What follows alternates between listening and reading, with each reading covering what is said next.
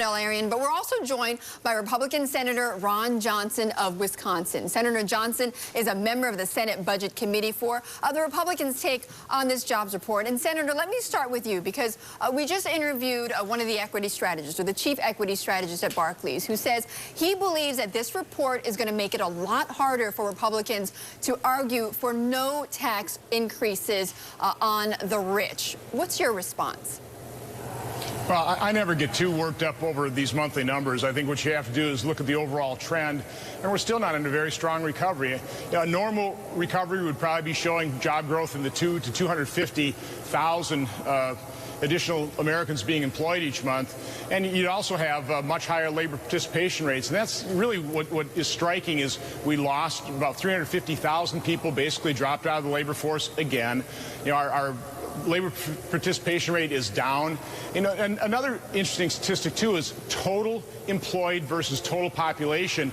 Back in the last decade, that hovered somewhere between 62 and 63%. During the last 3 or 4 years, that's been somewhere between 58 and 59%. I'm sure there's some demographic changes on that, but also I think that points to, again, an economy that just isn't recovering the way it really should, were it not for the fact that we were producing all this additional deficit spending and all this additional debt on the backs of our kids and grandkids.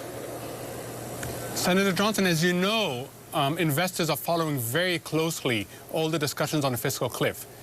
Is there a common assessment in the committee as to the counterfactual, in particular, what happens to our economy if we go over the fiscal cliff? No, I would say no, because, certainly what I come on shows like this to do is basically talk about the advantages of growth.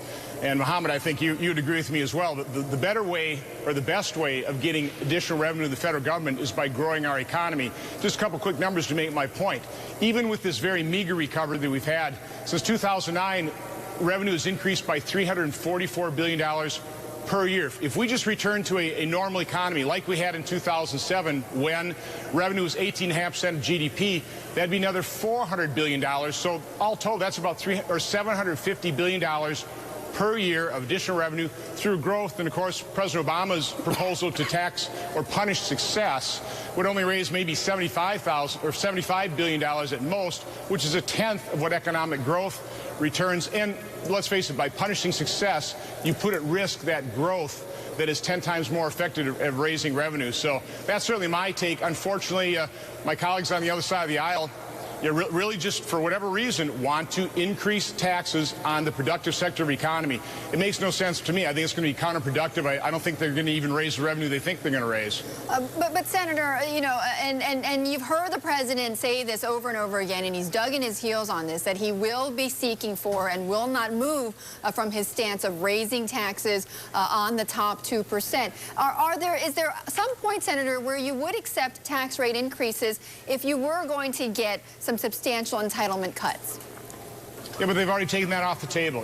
Betty Lou, I've been in business a long time. I've done a lot of negotiating, and I understand, what it feels like to be negotiating with somebody who's doing it in good faith versus somebody who's just moving the goalposts. And you're right. I mean, President Obama has dug in his heels. His Treasury Secretary, unfortunately, has said they're happy to go over the fiscal cliff. Senator Patty Murray, a couple months ago, said they're happy to go over the fiscal cliff. So I think that's actually their game plan. They are not willing to compromise at all. They have taken entitlement reform off the table, even though they acknowledge, those are the long-term problems, and they have proposed nothing to save either Social Security or Medicare. So I'm not sure what compromise they're willing to accept. I think their whole game plan is to take the economy off the fiscal cliff and then blame Republicans. It's not a very good way of governing from my standpoint. Senator, thank you so much for joining me. Always great to have you here on the program. I really appreciate it. Senator Ron Johnson from Wisconsin there on the Hill.